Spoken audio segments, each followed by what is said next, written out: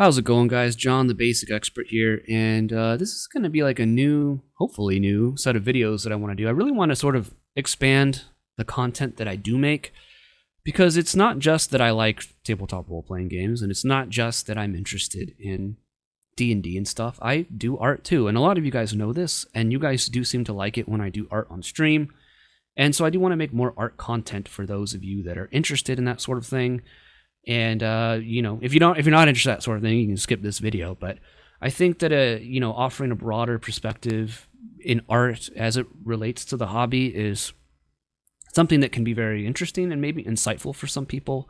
Maybe if you're an artist yourself and you're interested in getting into freelancing, I can kind of explain some of the wisdom and pitfalls and things that I've experienced over the years, and maybe that can be helpful to you. Maybe it can be entertaining to you to hear some of my stories over the 10 years that I've been doing this.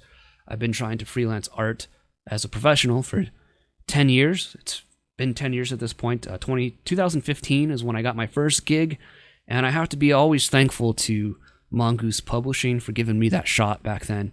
They really got my feet in the water. And maybe that's a good place to start for this first video, is to sort of talk about my history in art and leading up to this point, and maybe how I got to where I'm at now, and with the skill set that I have now and the interests that I have now, maybe that's useful and interesting to some people, and maybe you can resonate with that or relate to it, so on and so forth. So I've always been interested in art as a kid. I was always doodling. My mom noted that when I was a kid, I would always color in the lines like much sooner than most other kids were. Not that my art was particularly good, but I always made like some sort of OCD conscious effort to sort of color in the lines. And my mom made note of that. And I've always sort of enjoyed drawing. I remember as a kid, I would always draw Batman. That was like, as a kid, one of my favorite things to draw as a young lad growing up. And I actually grew up in a Pentecostal sort of church, and they were very much against a lot of pop media and stuff like that. So I would be in Sunday school, drawing Batman in Sunday school and making the Sunday school teacher very upset. And my mom would be like, "Whatever, he's like 5. Let him draw Batman. Who cares?" So I'm thankful for my parents for that, But I never took art seriously till about 2011 or so, maybe 2010. And I graduated from high school in 2005, which is crazy. That's 20 years ago at this point. It makes me feel old. And I know there's people that watch this channel that are older than me, and that probably makes them feel even older to know that I graduated high school in 2005 and that was 20 years ago. I'm sorry for that. Don't thumbs down the video. Don't leave. I'm sorry. But I graduated in 2005 from high school, and I did take a lot of art classes in high school, and I had an art teacher. Her name was Mrs. Arenas, and she was very nice. She was very supportive of me, and she was always encouraging me to do AP art and to pursue art as a career and to go to school and art school and stuff. And part of me sort of wishes that I would have taken her suggestions more seriously, or at least taken some AP art, because at the time, though, I was not interested in art. I was interested in playing guitar and playing video games, girls, actually not really girls, but I was playing in bands at the time, and I understood that girls would even get in the way of playing in the band.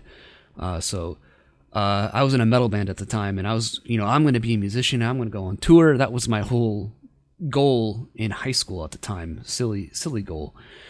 And she encouraged me to take AP art. I never did.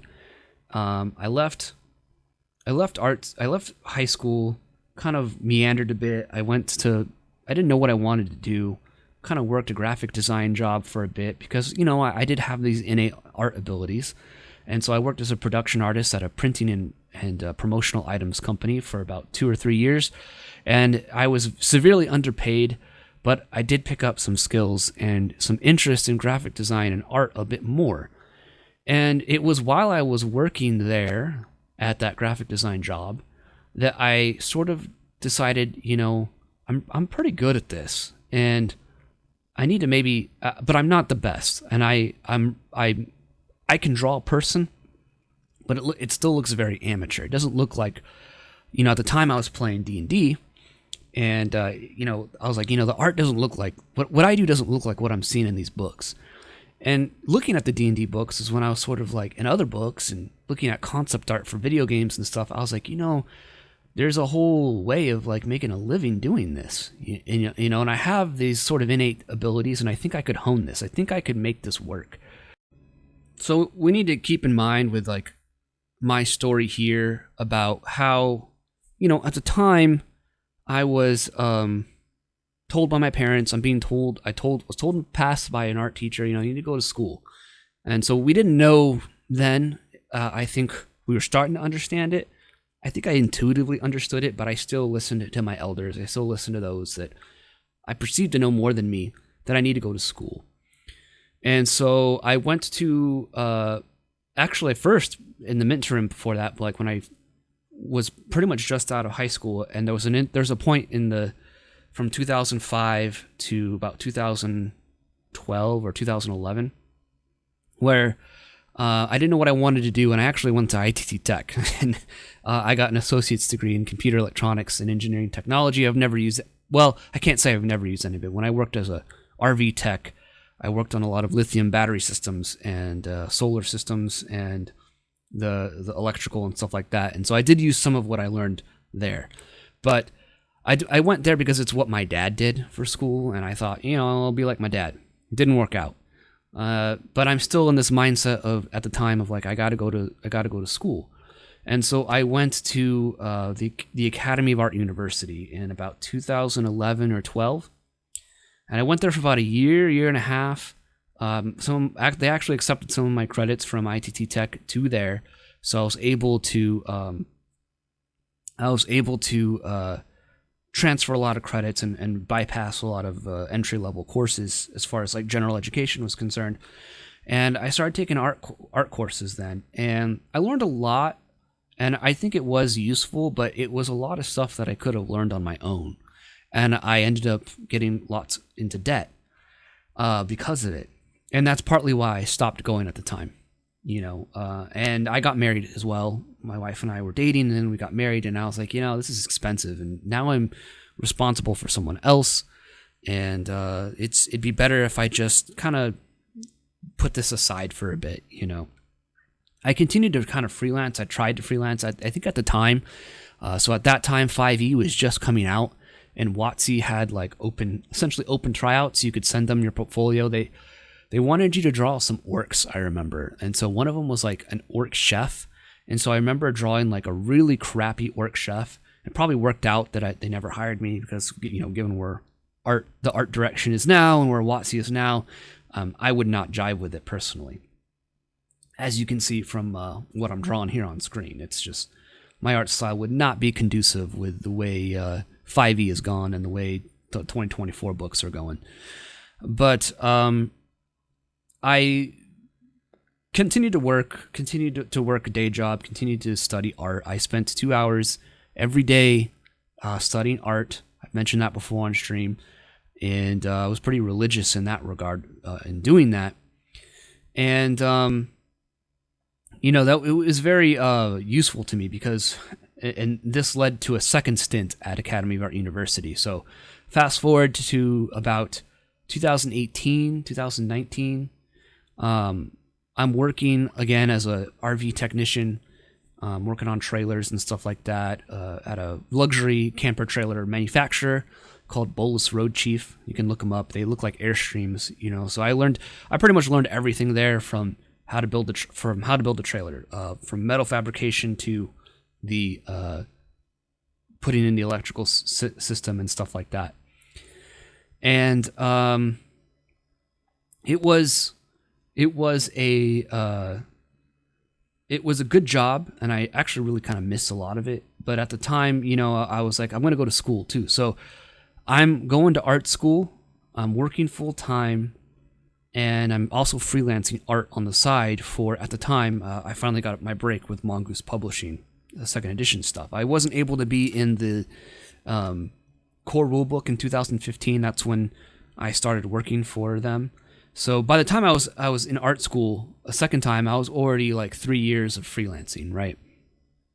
And I had done stuff for a few small Kickstarters a few things here and there, but not enough to where I was like sustainable. And so I go back to art school, and what really did me in and made me leave again was, well, first of all, my wife got pregnant. We were trying for a child, and when she actually got pregnant, you know, it was like, oh, is art school really a smart idea right now? It's expensive, and I'm about to have a baby, you know, a little girl. And so I was like, I need to consider this. This might not be the best thing right now. But also, I was in a digital painting course, I remember, and this is what really, I think, really turned me off to art school education, and kind of seeing education as sort of a scam nowadays. It's not really what it intends to be or was. And I remember I was in this digital painting course, and I don't remember what piece I was doing, but, you know, we're doing digital painting, and I turn in my assignment. I sent it to my instructor at Academy of Art University, and the feedback I got back was like, yeah, man, this looks really good. I don't really have anything more to say. Just keep up the good work. And I'm like, you know, I'm spending like almost $10K a semester here for a supposedly quality art education, and I don't want to trash them, but it's sort of like, if I'm spending $10K, you need to be tearing my artwork apart. You need to be finding like everything possible wrong in it and pointing it out to me so that I can be the best artist that I can be, because at $10K a semester, I'm getting into lots of debt. So by the time I graduate, I need to be the absolute best artist that I can be so that I can find a job somewhere, being a concept artist, being an illustrator, whatever it is. You know, you need to tear my art apart and critique it to no end so that I become the best artist that I can be. And he just wasn't doing that. And I had multiple professors there that where this sort of happened. And it's not to toot my own horn like I'm so great. I think I look at my art and I'm like, I'm not. I think it just goes to show that like a lot of education is, because of how it's subsidized and how it works out, it's just not really beneficial or useful to the student. It's just there to milk them for money. And art education, art school is no different from any other in that regard. And so I realized like this is a waste of time and money.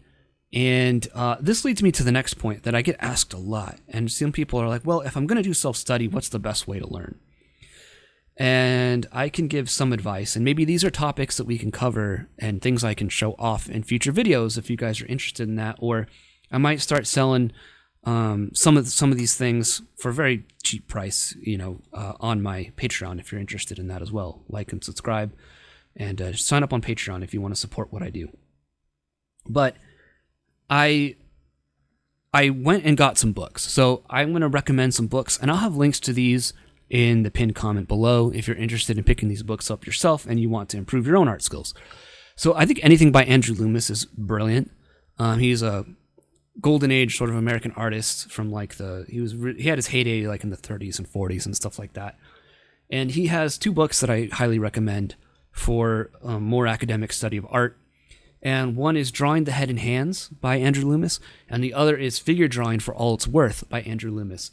I'd also recommend Michael Hampton's book, Figure Drawing, Design, and Invention.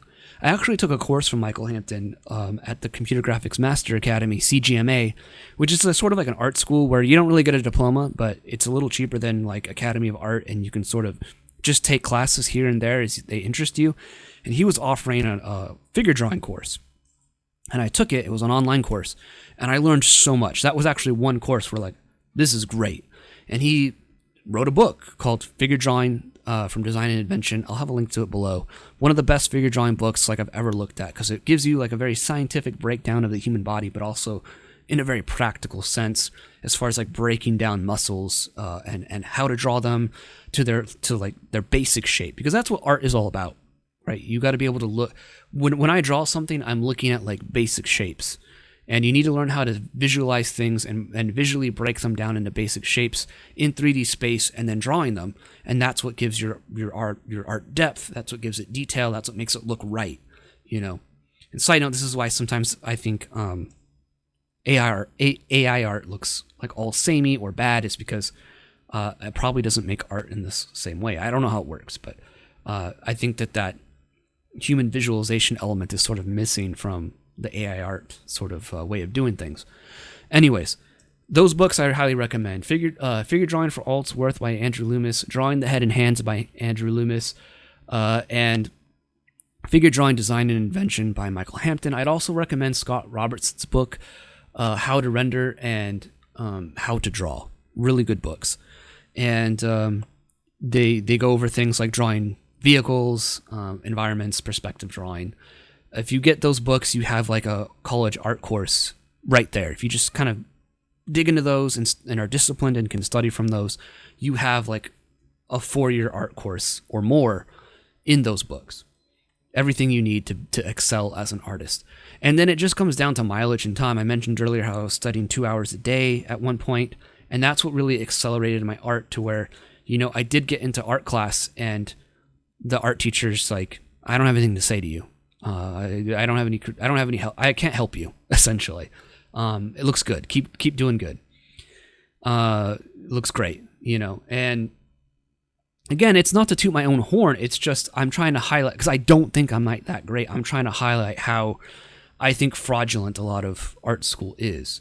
And really, it comes down to a lot of these people only care about if you can do it or not. If you can do the art and you have a good style and you can offer something that is unique to the client, right? So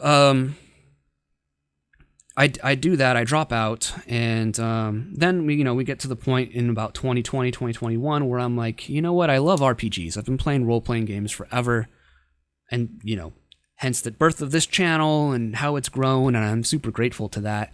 And because of this channel, because I had tried to have an online presence and even an old YouTube channel where I've kind of hidden all those videos because they're not very good, but I tried to do art tutorial videos and talk about art in the past, and people just weren't interested. And it's because they're not really interested because you don't really have anything to show for it. And I realized that. I realized like I need to have more to show for what I'm doing, and I'm not getting the opportunities that I want as an artist. And I looked at tabletop role-playing games, and I'm like, I like role-playing games. I like D&D. I like, I've always liked games. And even as a kid, I would try and design my own board games and stuff like that. So I was like, I have experience in this. I should look into this as well. Because if I'm not going to be given an opportunity, the opportunities that I want, perhaps I need to just make the opportunities that I want to have happen. And, hence I've written multiple books. You can dispute the quality of those books, but it all comes down to just it's not going to just fall into my lap. I need to make it happen.